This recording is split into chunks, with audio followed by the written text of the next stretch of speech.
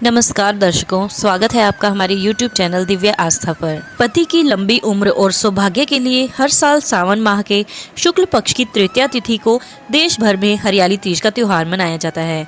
इस दिन सुहागिन महिलाएं भगवान शिव और मां पार्वती की विधि विधान से पूजा करती हैं और निर्जला व्रत रखती हैं। इस साल हरियाली तीज का व्रत 19 अगस्त को रखा जाएगा। विवाहित महिलाओं के साथ साथ अविवाहित कन्याएं भी भगवान शिव और मां गौरी की पूजा करके इस दिन मनवांछित वर की कामना करती हैं। इस दिन निर्जला व्रत करने के साथ साथ विधि विधान से पूजा और व्रत कथा भी पढ़ी जाती है।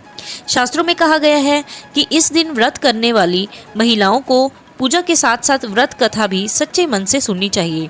इससे उनकी समस्त मनोकामनाएं पूर्ण होने के योग प्रबल होते हैं। सुनते हैं हरियाली तीज की व्रत कथा। हरियाली तीज के दिन भगवान शिव और मां गौरी की पूजा करने के बाद हाथ में अक्षत लेकर व्रत कथा को पढ़ना और सुनना चाहिए।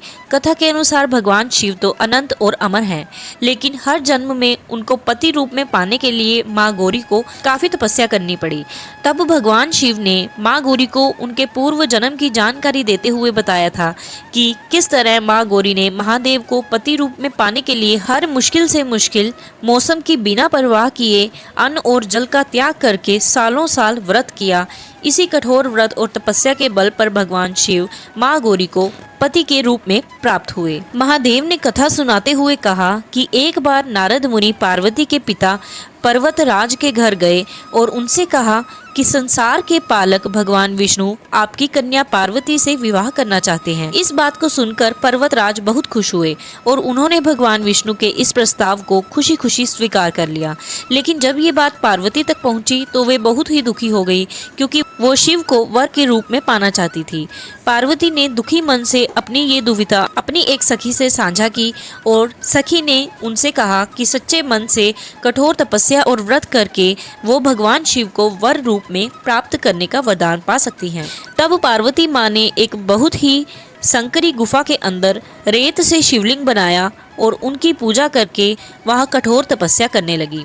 इधर भगवान विष्णु और पार्वती का विवाह कराने को आतुर पर्वतराज पार्वती को खोजने लगे, लेकिन वो धरती और पाताल में भी पार्वती को खोज न पाए।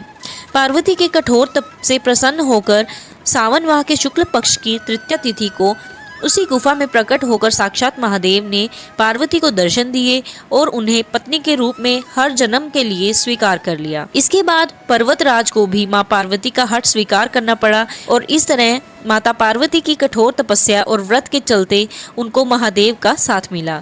जिस दिन महादेव ने पार्वती को जीवन संगिनी के रूप में स्वीकार किया, ये वही तृतीया थी जिसे हरियाली तीज कहा जाता है।